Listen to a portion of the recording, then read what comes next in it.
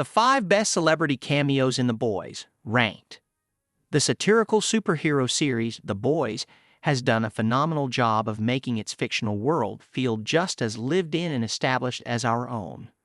Instead of Fox News, they have Vought News, for example. But they have also included a whole bunch of celebrity cameos that make that fictional world feel a little less fictional.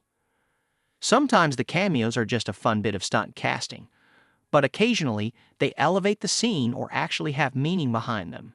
Series showrunner Eric Crick has done a pretty good job of using the cameos sparingly but going for the gold when he does, occasionally asking series co-executive producer Seth Rogen to help him secure some of his more famous friends.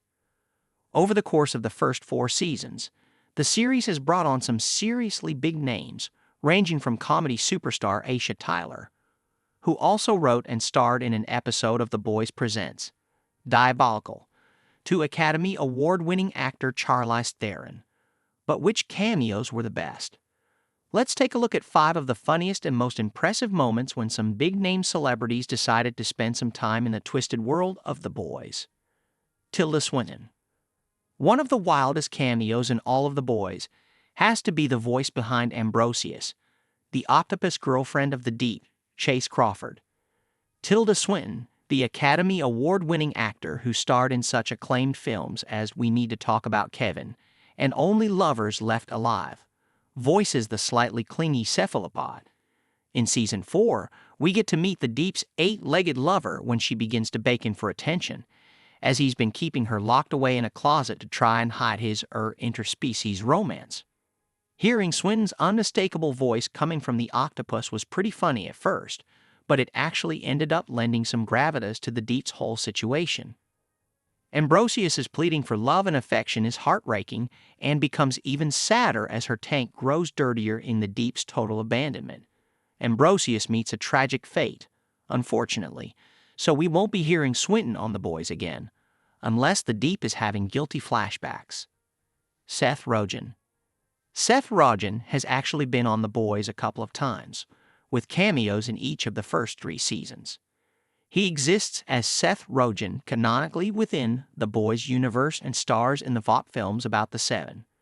In Season 1, we see him in an interview with Black Noir, Nathan Mitchell, for their latest film, Black Noir, Insurrection, while in Season 2, we see him in a short video at Translucent's Alex Hassel funeral. His Season 3 cameo, however, was a bit more intense and a lot more revealing, as Rogen starred as himself in a paid sex chat room with the Crimson Countess, Laurie Holden. That Season 3 cameo was disgusting but absolutely hilarious, with Rogen going out of his way to really make a clown of himself and look as embarrassing as possible. It's kind of great that despite the fact that he's an executive producer, he puts himself in the kinds of roles where he's the butt of the joke, instead of doing something to stoke his ego. Then again, that kind of irreverence is almost necessary to make a show like The Boys. Will Ferrell. In Season 4, the team behind The Boys needed a huge star to play themselves playing a coach in A-Train's Jesse T. Usher new movie. The movie is clearly riffing on awful white savior sports films like The Blind Side, and Ferrell even comments on that within the episode, but it's played as totally earnest within the movie within a T-series. After all, many of the things that people have turned on or made fun of in our world, like Gal Gadot's now infamous Imagine video in the beginning of the COVID-19 pandemic and Pepsi and Kendall Jenner's Pepsi ad, have been spoofed by The Boys, mostly by doing them even more straight-faced than they were in the real world. Ferrell is perfect at that kind of satire and nails his cameo. Maybe he'll be back in Season 5, assuming A-Train's movie did well enough at the fictional box office.